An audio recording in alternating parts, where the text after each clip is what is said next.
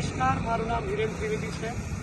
આજે 4 ફેબ્રુઆરીના રોજ માનવ હોસ્પિટલ પાસે કુણાલ 4 રસ્તાના એરિયામાં નિર્જા ફાઉન્ડેશન દ્વારા વૃક્ષારોપણનું અદ્ભુત આયોજન કરવામાં આવ્યું।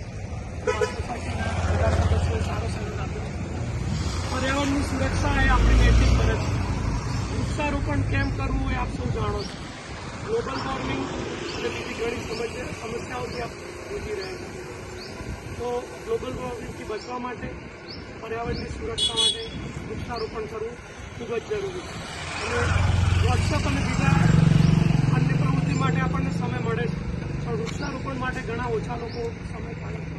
અમારી બધાને નમ્ર વિનંતી છે કે લોકો વૃક્ષારોપણ કરે અને પર્યાવરણનું જતન કરે।